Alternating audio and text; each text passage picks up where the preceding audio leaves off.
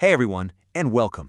In this explainer, we're going to get our hands dirty and build a custom REST API endpoint in WordPress, right from scratch, step by step. So let's kick things off with a question. You've got all this great content on your WordPress site, right? But what if you want to use that data somewhere else? Like, say, in a mobile app or a fancy custom dashboard. How do you get it out? Well, that's where the REST API comes in. Now, WordPress already has a bunch of built-in API routes ready to go, and they're useful. But the real power, the game-changing stuff that lets you build truly unique things, that comes from creating your own custom endpoints. Kinsta really hits the nail on the head here. That extensibility is where the magic happens. All right, so here's the game plan. We'll start with the why. Why even bother with the REST API? Then we'll break down what an API call actually looks like. After that, we'll get set up for success before jumping straight into the code. And of course, we'll finish up with testing, security, and a peek at what's next. So, first things first, why should you care about this stuff? Honestly, it boils down to three things: control, integration, and totally unlocking the potential of your site's data. Think of it this way. The REST API is basically a universal translator for your WordPress site. It takes all your content, your posts, pages, whatever, and serves it up in this clean, structured format called JSON. Because it's a standard, it means pretty much any other application out there can read it, understand it, and use it. And this isn't just some abstract idea, you know? Big names like USA Today are doing this in the real world. They use custom endpoints to push their articles straight to places like Facebook and Apple News. Imagine building a mobile app that pulls your latest blog posts, or a dashboard showing your WooCommerce sales in real time. This is how you turn WordPress from just a website builder into a powerful, headless content hub that can feed data to literally anything, anywhere. Okay, before we dive into the code, we gotta speak the language. Let's take a look at the anatomy of an API call and see how it's all put together. So the first piece of the puzzle is the namespace. The easiest way to think about this is like a brand name for your API. It's a unique prefix that groups all your custom routes together and, most importantly, prevents them from bumping into routes from WordPress core or some other plugin you've installed. It's your own little corner of the API. After the namespace, you have the route. This is the specific address for the thing you want to get. It could be simple like /latestposts, or it can get a little more complex. See that pattern there? That's a regular expression. It's basically a placeholder that tells WordPress, hey, I'm expecting a number here, and that's the ID of the post I want. And that brings us to the endpoint. This is where the action happens. It's the combination of the route with an HTTP method, like get if you want to fetch data, or post if you want to send data, and the specific PHP function that actually does the work. We call that the callback function, and it's the brains of the whole operation. And here's how it all looks when you put it together in a real URL. You've got your site's address and /WPJSON, that's standard. Then comes our custom namespace, myplugin/v1. And finally, the route we're hitting, /posts/123. Base, namespace, route. See? It's a super logical and predictable structure. Okay, enough theory. Let's get our hands dirty. Before we write a single line of code, though, we need to set up our workspace properly. Trust me, getting this right from the start is going to save you a ton of headaches down the road. Now this is a big one. Where does this code actually live?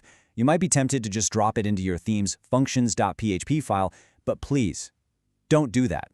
The golden rule is this: functionality goes in a plugin. Your API is functionality. Why?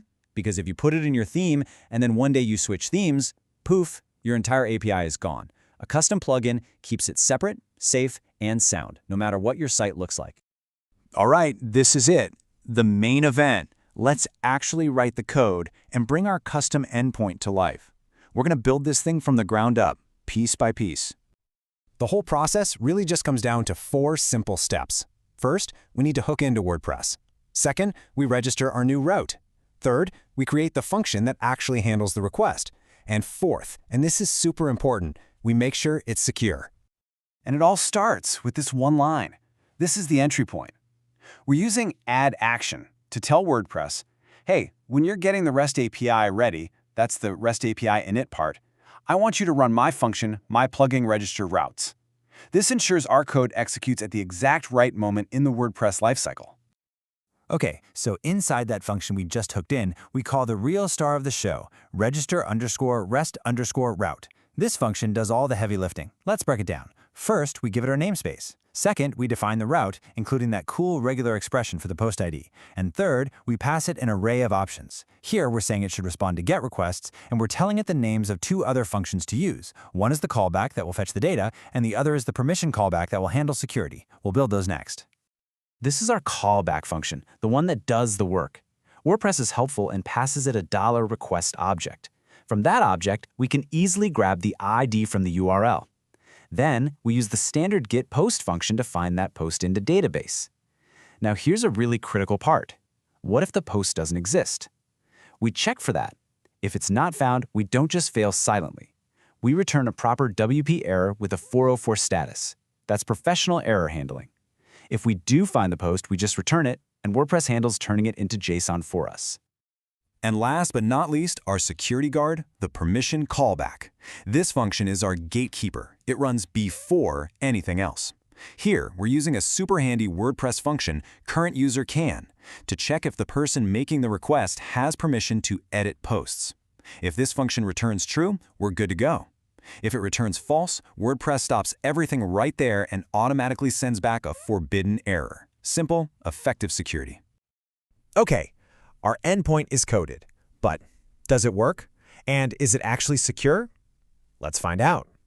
It's time to test our work and really hammer home why protection is so important.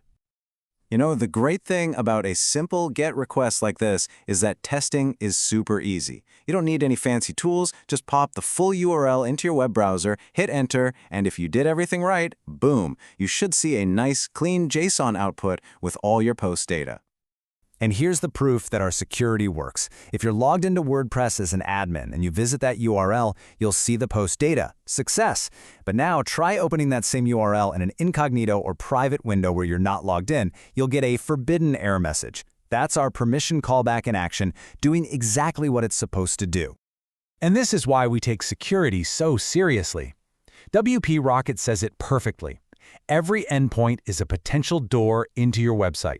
You absolutely have to lock down every single one with a permission check. And if you're building an endpoint that accepts data, you also have to be fanatical about sanitizing and validating every single piece of input. So there you have it. You've now got all the essential tools to build your own secure, powerful, custom API endpoints. You have the power to decide exactly what data your WordPress site shares with the world and how. So the only real question left is, what amazing thing are you going to build with it?